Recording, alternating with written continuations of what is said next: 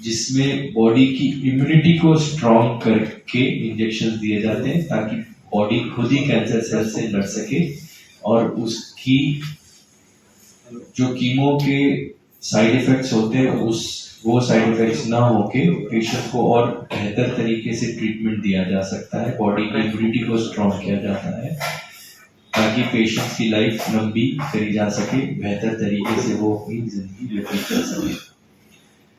इसका role lung cancer में, urinary bladder cancer में, लिवर कैंसर्स में बहुत आया है, जिसको हम पिछले 5-6 साल से यूज कर रहे हैं। हम लोग सौभाग्य था कि हम लोग ट्रायल्स में भी पार्ट कर पाए, जिसकी वजह से हम लोगों ने जब ये दवाई न्यू लेवल पे आई थी, एक्सपेरिमेंटल लेवल पे थी, उस टाइम से हम जुड़े हुए हैं और अब ये FDA ने अप्रूव करके वर्ल्ड ओवर अवेलेबल है। इसके बारे में और जानकारी मेरे मित्र डॉक्टर समित भी आप देंगे। बहादुरगढ़ से मेरा पुराना एसोसिएशन रहा है। 2016-17 में भी मैं यहाँ पे आके ओपीडी करता था, कैंसर ओपीडी, जो मैं ब्रह्म शक्ति में करता था। और किसी कारणवश जैसे जब कोरोना आया तो उसके बाद हम कंटिन्यू नहीं कर पाए। पर मुझे लगता है कि यहाँ पे पेशेंट्स काफी हैं और काफी लोगों को आइडिया नहीं है कि आगे ट्रीटमेंट करके वो ठीक भी हो सकते हैं या फिर स्टेज 4 की बीमारी को लंबे समय तक रोक सकते हैं। अवेयरनेस की बहुत कमी है। इसी वजह से हमने कुछ समय पहले, 1-1.5 महीना पहले यहाँ पे IMA के साथ इसी वेन्यू पे एक मीटिंग भी करी थी, जिसपे यहाँ पे प्रमुख डॉक्टर सर्जन्स को हमने बताया था कि कितना अभाव है। आप बेसिक सिम्टम्स को शुरुआत में ही पकड़िए। अगर कोई भी रेड फ्लैग सिम्टम्स आपको पता लगते हैं कि आपके रूटीन के विपरीत हैं, आपका वजन कम होना, अकस्मात आपको लगातार बुखार आना, खांसी बलगम में खून आना, कहीं पे लंप होना, मुंह में कोई गांठ होना, अगर आप तंबाकू या सिगरेट का सेवन करते हैं, अपना रूटीन चेंज होना, तो ऐसे में एकदम से जाके अपने डॉक्टर से मिलकर आप टेस्ट कराएं। और उस टाइम पे भी मैं ये देखता था कि लोगों में थोड़ा सा वो एकदम से टेस्ट नहीं कराते, उनमें कुछ शंकाएं भरी रहती कि हम ये करा लेंगे, जैसे बायोप्सी करा के फैल जाएगा हमारा। तो ऐसा नहीं है। आज की डेट में बहुत सारे पेशेंट बहादुरगढ़ के भी ऐसे हैं जो बिल्कुल ठीक होके घूम रहे हैं, और बहुत सारे पेशेंट ऐसे भी हैं जो स्टेज 4 के थे और उन्होंने काफी लंबा समय अच्छा निकाला। तो जैसे कि हम बात कर रहे थे, अब कैंसर के ट्रीटमेंट में बहुत नई डेवलपमेंट्स हो गए हैं। पहले के टाइम पे हम कीमोथेरेपी देते थे जिसके अपने साइड इफेक्ट्स होते थे।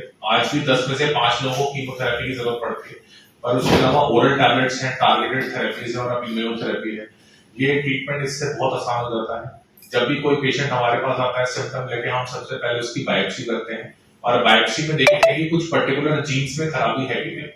इसका बड़ा क्लासिकल एग्जांपल ये है कि अगर आपको यूरिन में इन्फेक्शन है तो डॉक्टर कहता है यूरिन का कल्चर कराओ अपना, तो उसी तरह बायोप्सी का एक तरह से कल्चर किया जाता है। उसमें देखा जाता है कि अगर कुछ पर्टिकुलर जीन्स है मौजूद तो उनके अगेंस्ट दवाइयां उपलब्ध हैं आजकल के टाइम पे, जो कि आप आराम से ओरल टैबलेट लेके आप आराम से लंबा ट्रीटमेंट कर सकते हो। लोगों को लगता है कि हमारे पिताजी या माता जी की उम्र 80 साल है, 90 साल है, नहीं वो कीमो नहीं कर पाएंगे। तो ये नहीं है कि उनको कीमो, आप कैंसर हॉस्पिटल में घुसे तो आपको कीमो ही लगाई जाएगी, ऐसा नहीं है। आजकल के बहुत सारे ट्रीटमेंट्स अवेलेबल हैं जिसमें हम टारगेटेड और इम्यूनोथेरेपी की बात कर रहे हैं। इस टाइम पे हमारे पास एक 95 साल के अंकल हैं जिनको इम्यूनोथेरेपी दी जा रही पिछले 1.5 साल से।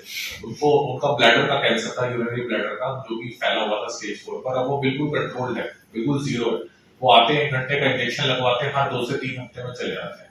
तो इम्यूनोथेरेपी, जैसा डॉक्टर साहब ने बताया, एक नया आधुनिक तरीका है जिसमें हम बॉडी की इम्यूनिटी को इतना स्ट्रॉन्ग कर देते हैं कि वो खुद कैंसर को कन्वर्ट करे। हमारे नॉर्मल शरीर में इम्यूनिटी स्ट्रॉन्ग होगी तो वो कैंसर सेल्स को या एबनॉर्मल सेल्स को टिकने नहीं देगी। अगर हमारे शरीर का रिपेयर सिस्टम खराब होगा तो वो कैंसर को बांट देगा, कैंसर सेल्स इसमें बढ़ेंगे। तो उसी इम्यूनिटी को अगर हम बेहतर करें, इसी वजह से हम लोग ऑल्टर ट्रीटमेंट में जाते हैं, आयुर्वेदिक, होम्योपैथिक में, कि भाई वो सही इलाज कर देंगे। हम इसलिए नहीं जाते कि सही इलाज करेंगे, हम इसलिए आते हैं कि शायद उनसे कोई साइड इफेक्ट ना हो। वो लोग क्योंकि बायोप्सी नहीं मांगते, तो इस वजह से लोगों का रुझान ज्यादा रहता है कि इजी ट्रीटमेंट है। पर जरूरी नहीं कि इजी ट्रीटमेंट सही ट्रीटमेंट भी हो। कुछ चीजें रेडिकल तरीके से कंट्रोल करनी जरूरी है। आजकल के टाइम पे हम अपनी मेडिसिन को प्रिसिजन मेडिसिन कहते हैं।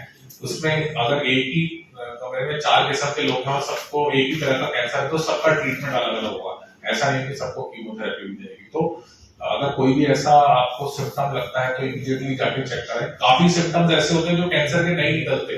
जैसे एक शरीर में गांठ अक्सर मिलती है लोगों को, जो लाइपोमा चर्बी की गांठ होती है। काफी लोग आते हैं कि दिखाने के लिए, लेकिन हमें इस चीज की खुशी होती है कि चलो उनमें इतनी अवेयरनेस है कि आगे दिखा रहे हैं। चर्बी की गांठ है, आप कम से कम सेफ तो करें। ऐसी लेडीज आती हैं कि हमको ब्रेस्ट में लंप है लेकिन पेन हो रहा है इसमें, तो ज्यादातर ब्रेस्ट के लंप पेनलेस होते हैं कैंसर वाले।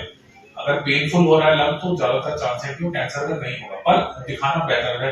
अपनी तरफ से सेल्फ डायग्नोसिस करना सही है, उसको हम देखते हैं, अगर हमें लगता है तो हम कुछ स्पेशल टेस्ट एमआरआई या मेमोग्राम कराते हैं। किसी में फिर भी शक रह जाता है तो एफएनएससी या बायोप्सी करा लेते हैं। एफएनएससी बायोप्सी छोटा सा टेस्ट है जिसमें छोटे से सेल का सैंपल लिया जाता है।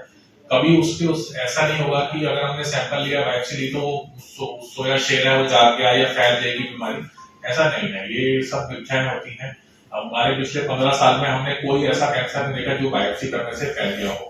तो अगर कोई भी सिम्टम है तो इमीडिएटली मिले, प्रॉपर तरीके से उसको इन्वेस्टिगेट कराए, और बहुत अच्छे अच्छे ट्रीटमेंट आजकल के टाइम पे से ज्यादा तो आपको दिखाने की जरूरत है।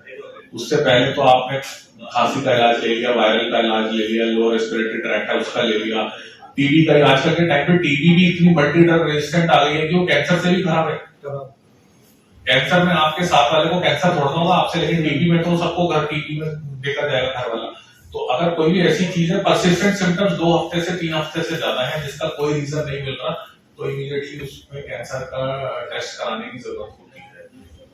इसके अंदर एक चीज और है कि अगर जैसे कोई स्मोकिंग करता है, वो रेगुलर स्मोकिंग कर रहा है, उसको खांसी है, ज्यादातर उनको एस्थमा रहता है, सीओपीडी रहता है, वो पंप ले लेते हैं, दवाइयां ले लेते हैं, लेकिन वो खांसी उनकी ठीक नहीं हो रही, परसिस्टेंट रह रही है, तो अपने डॉक्टर साहब के पास जाके चेस्ट एक्सरे कराएं या सीटी स्कैन कराएं, तो उससे हमें पकड़ में आ सकता है।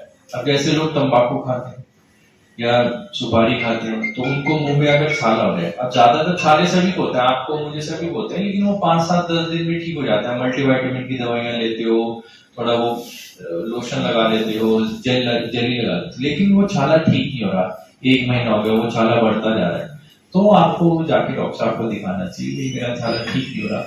तो उसमें अगर लगता है हमें तो हम उसकी बायोप्सी करते हैं, या देखने से भी पता लग जाता है कि ये कैंसरस है कि नहीं। तो इस चीजों से अर्ली साइन एंड सिम्टम से हम उसको पकड़ सकते हैं। जैसे कोई लेडीज है जिनको ब्लीडिंग हो रही है, उनको मेंसेस के सिवा भी ब्लीडिंग हो रही है, तो क्यों हो रही होगी, वो ब्लीडिंग किस वजह से है? तो कोई उनको बच्चेदानी की उसमें कोई गांठ है, कोई योनि में दिक्कत है, कोई वहां से गांठ से ब्लीडिंग हो रही है, तो वो जाके दिखाएं। वो शर्मा शर्मी में, स्टिग्मा के चक्कर में दिखाते नहीं है। इंडिया में most common cancer after breast cancer is cervical cancer, जो कि प्रिवेंटेबल कैंसर है। अगर आप रेगुलरली अपना पैप स्मीयर कराते हैं, रेगुलरली गायनिकोलॉजिकल चेकअप कराते हैं, तो आप इस चीज को जल्दी पकड़ सकते हैं और उसका टाइमली इलाज करा सकते हैं। मतलब होता है कि कैंसर सेल के अंदर या उसके बाहर, उसकी लेयर के ऊपर कुछ हमें टारगेट्स मिल गए जिनको हम पकड़ के फोकस कर सकते हैं। तो जैसे एक तो होता है कि बॉम्बार्डिंग करना, बम फेंकना, तो वो कीमोथेरेपी है, और टारगेटेड थेरेपी स्नाइपर की तरह काम करती है कि भीड़ में वो सिर्फ उसी को मारेगी, तो वो टारगेट कर लेती है कैंसर सेल को। तो ऐसे में छोटे मॉलिक्यूल्स, ओरल टैबलेट्स होती हैं जो भी दी जा सकती है, और इंट्रावीनस इंजेक्शन भी होते हैं जो भी टारगेटेड थेरेपीज ही होती हैं। तो ये जाके सिर्फ कैंसर सेल्स को मारते हैं, इसलिए इनकी अदर बॉडी के बाकी पार्ट्स के साइड इफेक्ट्स नेग्लिजिबल होते हैं। तो काफी कॉस्टली माना जाता है कैंसर का जो इलाज है, उपचार है, काफी कॉस्टली माना जाता है। सबको ना जांच करानी चाहिए। वो बहुत सारे लोग तो इस वजह से जांच नहीं करा पाते कि वो काफी महंगा पड़ेगा, इतना पैसा कहाँ से लाएगी। तो क्या इलाज में जो इसमें बहुत कमी आई है। एक ओरल दवाई ऐसी है जो आज से 3 महीने पहले 90,000 पर महीने की आती थी, 90,000 पर मंथ की थी, और अभी 3 महीने से वो 5,000 पर मंथ की हो गई है। तो ऑप्शंस बहुत सारे हैं। ऑप्शंस ऐसे भी है कि कुछ पर्टिकुलर दवाई फायदा करेगी, उसके ऊपर कुछ और दवाई ऐड करोगे तो और ज्यादा फायदा करेगी, लेकिन एटलीस्ट आप बेसिक दवाई को, तो उसकी कॉस्ट इतनी ज्यादा नहीं है। एवरेज कीमोथेरेपी की कॉस्ट आजकल के टाइम पे हर 3 हफ्ते में 15 से 25 से 30 हजार तक पड़ती है। तो लेकिन वो ऑप्शन से डिस्कस करने की जरूरत है। सिर्फ मन में ही बैठा रहेगा कि नहीं जी बहुत महंगा है तो कुछ नहीं। डॉक्टर की कंसल्टेशन आजकल 1,000 रुपए की, और हेयर स्टूडियो में बाल कटवाने जाओ तो 2,500 के पड़ते हैं वो। तो मेरे हिसाब से जो चीज आपकी जान बचाने वाली है वो ज्यादा इंपॉर्टेंट है। आपको जाके 50 रुपए में भी कट जाते हैं डॉक्टर, वो मिल जाता है, ऑप्शन मिल जाता है। अगर किसी को बिल्कुल ही ये है कि नहीं कर सकते तो वो सरकारी बातों के लिए ऑप्शन तो बहुत सारे हैं ना, ऑल इंडिया इंस्टीट्यूट, सफदरजंग, सब जगह जा सकते हैं। डॉक्टर साहब, बच्चों, छोटे बच्चे भी इसके अंदर जो विशेष कारण से उनका कोई डीएनए खराब होता है जिसकी वजह से उनके अंदर कैंसर होता है। हालांकि उनका डीएनए टोबैको या स्मोकिंग या अल्कोहल की वजह से भी खराब होता, वो किसी और रीजन से खराब हो सकता है कि वो जब प्रेग्नेंट थी मदर उन्होंने कोई ऐसी दवाई ली जिसकी वजह से हुआ, या फिर उनका खान पीन में ऐसा रहा हो। We don't know a particular cause, कोई वायरल इन्फेक्शन रहा हो जो हमें नहीं पता जिसकी वजह से वो डीएनए डैमेज हुआ हो। तो वो साइंस अभी भी कोशिश कर रही है कि बच्चों में कैंसर किस वजह से होता है, लेकिन हर एक में कैंसर कोई ना कोई डीएनए या जीन खराब होने की वजह से होता है, चाहे वो स्मोकिंग से खराब हो, चाहे अल्कोहल से हो, चाहे किस्मत से खराब हो। बहुत से लोगों में किस्मत की वजह से भी खराब होता है, उसका कारण अभी हमें नहीं पता। हो सकता है 5-6 साल 10 साल बाद हमारी रिपीट प्रेस कॉन्फ्रेंस हो तो उसमें हम आपको बता पाए कि किस पर्टिकुलर कारण से ऐसा हुआ है। डॉक्टर साहब, परिवार में पुरानी हिस्ट्री है तो क्या वो अगली पीढ़ी में भी इस तरह के ट्रांसफर हो सकते हैं? लेस देन 5% ऐसे कैंसर्स होते हैं जो फैमिली में रन करते हैं, जो भाई दादी नानी को हुए हो तो नेक्स्ट जनरेशन की लेडीज को हो सकते हैं। उसके लिए हम स्पेशल टेस्ट कराते हैं जिसको BRCA1 and 2 जीन कहा जाता है। तो उस टेस्टिंग से और भी अब नए टेस्ट आए हैं जिनको जेनेटिक टेस्ट कहते हैं, वो टेस्ट कराने से हमें पता लग सकता है। लेकिन majority of the cancers inherited नहीं होते कि भाई किसी फैमिली मेंबर को है तो नेक्स्ट फैमिली मेंबर को, लेकिन CA ओवरी और CA ब्रेस्ट, कुछ कैंसर्स, कुछ पर्टिकुलर CA ब्रेस्ट और कुछ पर्टिकुलर CA ओवरी ऐसे कैंसर हो सकते हैं जो कि फैमिली में रहते हैं, सारे नहीं होते। सर मेन तो है अवेयरनेस, कि लोगों को अवेयरनेस होनी चाहिए। जब मैं पहले ब्रह्म शक्ति में आता था तो वहां पे ओरल टैबलेट्स कीमो से इलाज हो रहा था सबका। जब हमें लगता था कि इनको ऑफर किया जाए कि IV कीमो ले लो तो लोग हाथ खड़ा कर देते हैं कि हम नहीं लेंगे। तो ये है कि लोगों को आइडिया होना चाहिए कि ऐसी दवाई भी एग्जिस्ट करती है और आज के टाइम पे अवेलेबल है। बाकी फाइनेंशियल इश्यूज रहते हैं सबके साथ, तो वो मेरे ख्याल से लोगों को सबको देखनी चाहिए, डिस्कस करनी चाहिए। कैंप्स लगाने के लिए भी हम तैयार हैं आगे, पर कैंप्स फिर स्पेसिफिकली कैंसर रिलेटेड कैंप्स हो, वो डायल्यूटेड कैंप्स ना हो कि चलो जी गैस है तो दिखा लेते हैं, चाय मिलेगी चले जाते हैं। कैंप ज्यादातर ऐसे होते हैं, आते 250 लोग हैं उसमें से 5 लोग भी रेलेवेंस के नहीं होते। तो कैंप्स वी कैन डू, हमारी तरफ से कोई दिक्कत नहीं, बट मेन पर्पस हमारा अवेयरनेस का था। यहाँ के डॉक्टर्स की एक लॉबी बड़ी अच्छी है जिसमें काफी प्रोमिनेंट डॉक्टर्स हैं, वहां से पेशेंट आते भी हमारे पास। पर हमें लगता है कि और लोगों को अवेयर करना, स्पेशली डॉक्टर्स को, एक तो लोगों को खुद अपने में अवेयरनेस होनी चाहिए कि भैया हमें दिक्कत है तो हमें इमीडिएटली मिले डॉक्टर से, और डॉक्टर को भी होना चाहिए। कई लोकल फिजिशियंस वो सिम्टम्स को नहीं आइडेंटिफाई कर पाते, तो पर्पस ये भी था कि उनको भी और वो करना कि भैया आपको आइडेंटिफाई करो ऐसी चीजों को और जल्दी डायग्नोस करो। कैंसर ना बेसिकली आपकी बॉडी में जब भी जेनेटिक चेंजेस आएंगे उससे होगा। आपकी बॉडी के जो जीन्स के चेंजेस हैं, हमारे शरीर में जब से हम पैदा होते हैं जीन्स में चेंजेस आने लग जाते हैं। हमारा सिस्टम उसको रिपेयर करेगा तो कैंसर नहीं होगा, रिपेयर नहीं कर पाएगा तो कैंसर होगा। वही मैं रीजन जानना था। स्ट्रेस, आपका खाना पीना, आपकी poor air quality, poor water quality, ये सारे रीजन है। आजकल फसलों में इतना पेस्टिसाइड डलता है, अब कितना पेस्टिसाइड परमिसिबल है, कितना उसमें डल रहा है, वी डोंट नो, हमें नहीं पता। हम लोग खुद ऑर्गेनिक फार्मिंग तो कर नहीं सकते, हम अपने खेत लेके नहीं कर सकते। तो उन खान पीन में इतनी दवाइयों का मिक्सचर है, पोल्यूशन इतना है, स्मोकिंग इतनी ज्यादा हो गई है, बच्चों में स्मोकिंग इतनी कॉमन हो गई है, टोबैको का सेवन इतना कॉमन हो गया है, स्ट्रेस लेवल हो गया। BPO इंडस्ट्री में लोग जब सोने का टाइम है 11 से 6 बजे तक वो काम करते हैं, सुबह जब जगने का टाइम है तो उस टाइम सोते हैं, तो बॉडी का सर्कैडियन रिदम खराब हो जाता है। तो ये सारे हार्मोनल चेंजेस की वजह से बॉडी रिपेयरिंग मैकेनिज्म खराब हो जाता है, जिसकी वजह से कैंसर इतना कॉमन हो गया आजकल। इसलिए हम कह रहे हैं कि आपको रेगुलर अपना चेकअप कराना है। चेकअप कराने में कोई हर्ज नहीं है, कैंसर निकलेगा तो बात की बात है। अब जरूरी नहीं कि सारे कैंसर के इलाज महंगे हो। अब सरकार आई है, उन्होंने DPCU के अंदर सारी दवाइयों पे कॉस्टिंग लगा दी है, जैसे कार्डियक स्टेंट पे लिमिट लगी, इसी तरीके से कीमो की दवाइयों पे भी लिमिट लगी है। तो वो सारी चीजें अब एक अफोर्डेबल रेंज के अंदर आ गई। जो ये नई दवाइयां आई हैं, ये और 2-3 साल में और अफोर्डिंग रेंज में आ जाएगी। Immunotherapy, target therapy.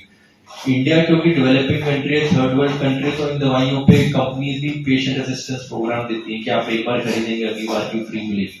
यही दवाइयां US UK में यहाँ से 10 गुना ज्यादा मिलती है। यहाँ जो दवाई 1.5 लाख की मिलती है, वो दवाई 15 लाख की मिलती है, क्योंकि वो सारा इंश्योरेंस बेस्ड है।